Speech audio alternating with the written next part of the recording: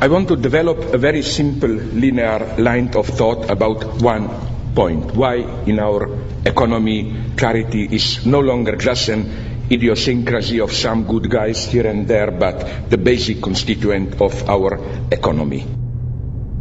I would like to start with a feature of so-called cultural capitalism, today's form of capitalism, and then develop how the same thing applies also to economy in the narrower sense of the term. Namely, if in the old times, by old times I mean something very precise, before this 68 transformation of capitalism into, as we usually call it, more cultural capitalism, postmodern, caring for ecology and all that.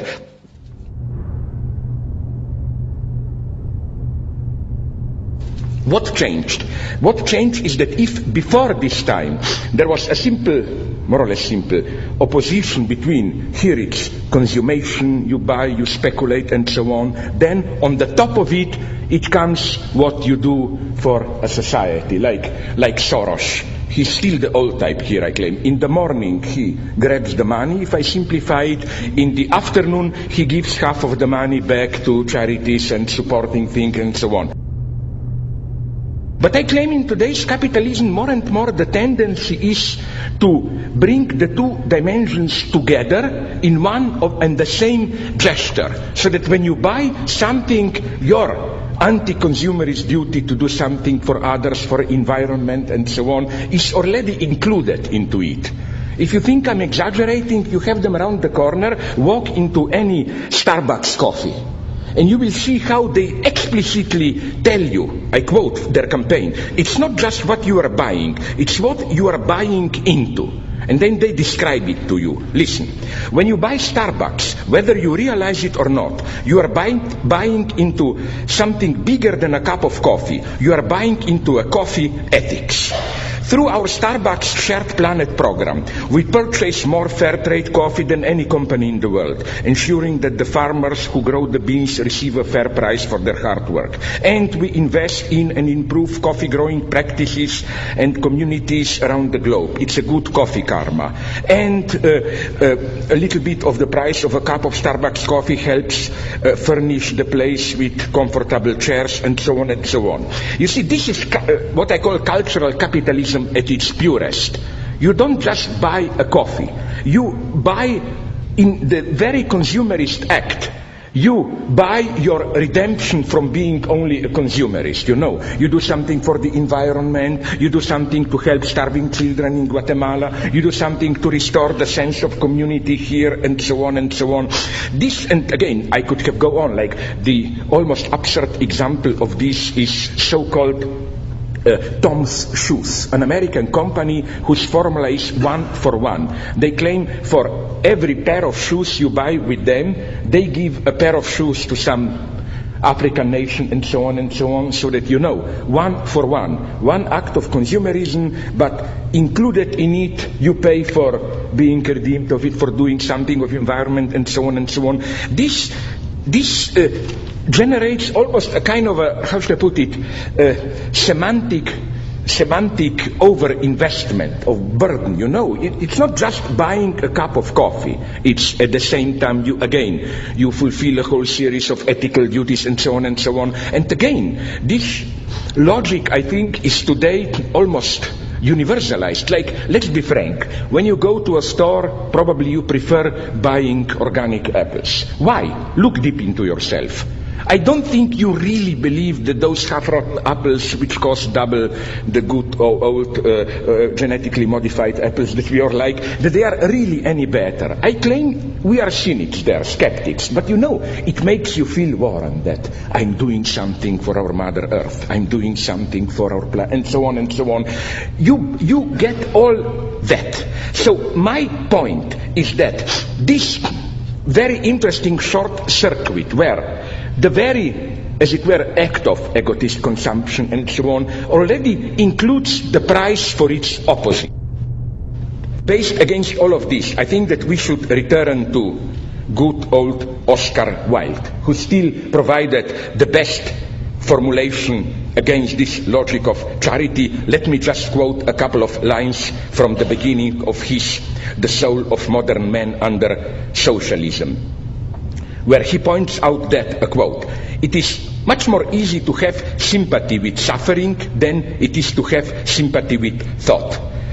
People find themselves surrounded by hideous poverty, by hideous ugliness, by hideous starvation. It is inevitable that they should be strongly moved by all this. Accordingly, with admirable, though misdirected intentions, they very seriously and very sentimentally set themselves to the task of remedying the evils that they see.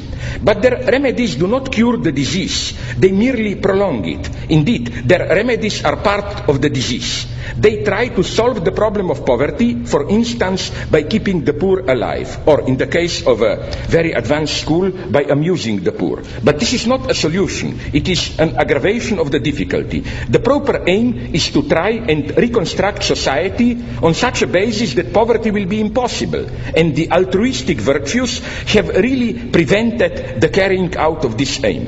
The worst slave owners were those who were kind to their slaves, and so prevented the horror of the system being realized by those who suffered from it, and understood by those who contemplated it. Charity degrades and demoralizes. It is immoral to use private property in order to alleviate the horrible evils that result from the institution of private property." I think these lines are more actual than ever. Nice as it sounds, basic income or this kind of a trade with the rich is not a solution.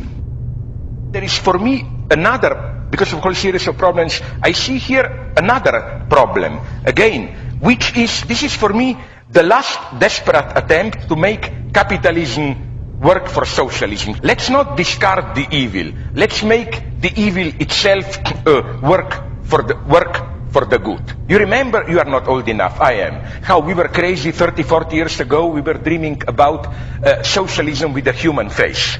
You know, like it is as if today the utmost radical horizon of our imagination is global capitalism with a human face. We have the basic rules of the game, we make it a little bit more human, more tolerant, with a little bit more welfare, and so on and so on. First, my attitude is here, let's give to the devil what belongs to the devil, and let's recognize that in the last decades, at least, till recently, at least in the Western Europe, I mean, there is no bullshitting here, let's admit it. I don't think that in any moment in human history did such a relatively large percentage of population live in such a relative freedom, welfare, security, and so on. I see this gradually, but nonetheless seriously threatened. When I gave that interview for Hard Talk yesterday, the guy, Sacker, who is a bright guy, he's not just another sucker, he told me, Stephen, you know, that, but you are basically misanthropic. I told him yes, and they praised the British nation. You know very well that there is a certain type of misanthropy which is much better as a social attitude than this cheap charitable optimism and so on. I think that a mixture of a slight, not the hardline apocalypticism, but let me call it like, you know, like we say, soft. No, Gianni Vattimo speaks about soft thought. I don't agree with him, but I would say soft apocalypticism. Like, it's not 2012, we know, but we are approaching a certain 0 point.